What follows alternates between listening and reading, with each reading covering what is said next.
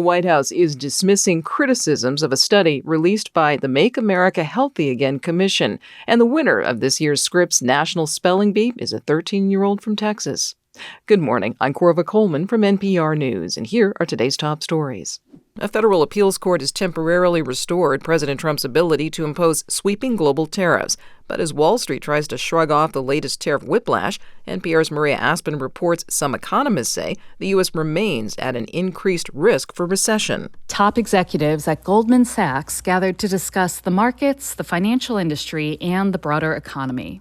Speaking hours after a federal trade court blocked the tariffs, Goldman's chief economist, Jan Hatzius, said he's still worried about damage to the U.S. economy. Goldman currently predicts that the country has a 35% chance of tipping into a recession within the next year. We don't think this court decision really makes a major difference. The president loves tariffs. Hatzius says he expects Trump to continue looking for ways to impose the tariffs. Hours later, an appeals court gave them a temporary green light again. Maria Aspen, NPR News, Dana Point, California. President Trump will meet with a few hand-picked reporters today at the White House. He says he has asked billionaire Elon Musk to join them. It's Musk's last day as a special federal government employee. He has been overseeing the cost-cutting entity Doge. NPR's Stephen Fowler says that Musk initially boasted he would use Doge to slash government spending by an enormous amount of money. Musk had these lofty savings goals of cutting $2 trillion from before joining the government to a fraction of that to around $150 billion.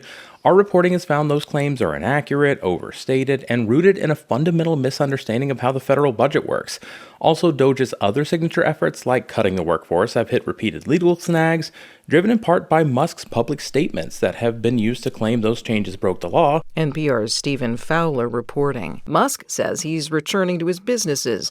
One of them, automaker Tesla, saw sales plunge in the most recent quarter by 71% year over year. A report from the nonprofit news outlet Notice is questioning the findings of a federal health report. Health Secretary Robert F. Kennedy Jr. has released the study from the Make America Healthy Again Commission. But the report from Notice cites problems with this study. These include misstated findings, and some of the studies the commission cited apparently do not exist at all.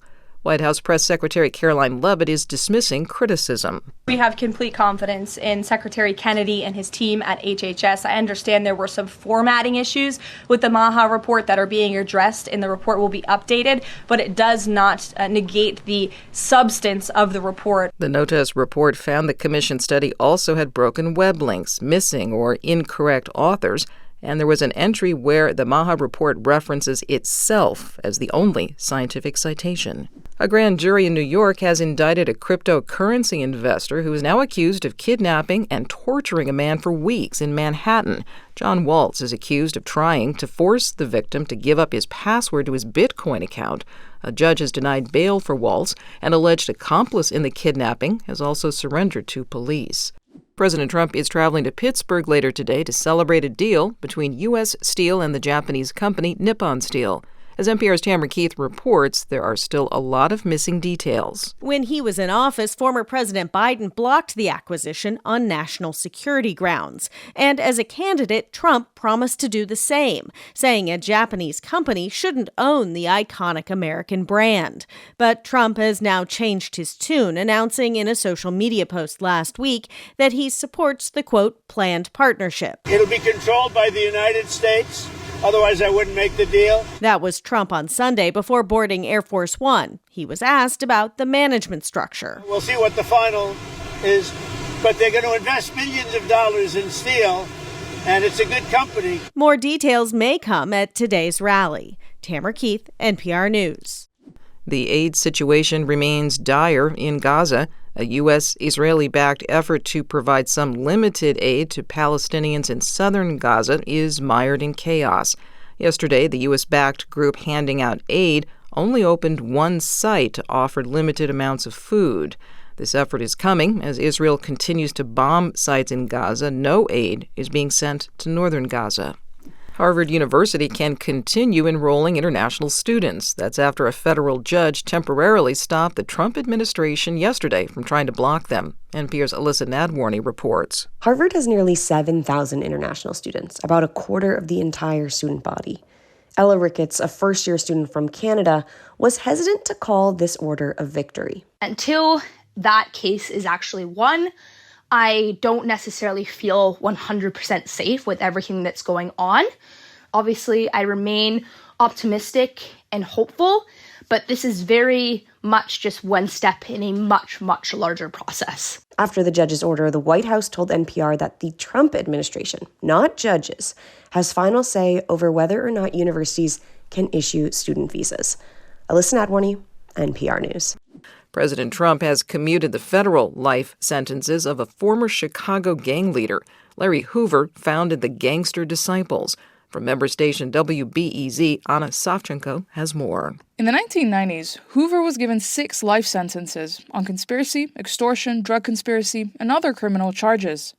Former federal prosecutor Ron Safer led the Gangster Disciples prosecution. He told the Chicago Sun-Times commuting Hoover's life sentence was an injustice. I do not understand why Hoover, among all of the people in federal custody, is worthy of this result. But Hoover isn't free. He still faces a 200-year jail term in Illinois for murder. It's unclear if the Illinois governor will be willing to commute his sentence. For NPR News, I'm Anna Savchenko in Chicago. This year's winner of the Scripps National Spelling Bee is 13-year-old Faizan Zaki of Dallas, Texas. And here is Faizan's championship moment. Your word is éclaircissement. Éclaircissement. ECLAIRCISSEMENT.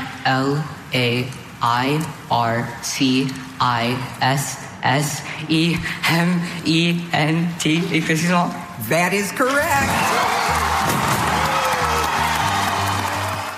Faizan Zaki was last year's runner-up. He now wins a medal, a trophy, and a $50,000 prize.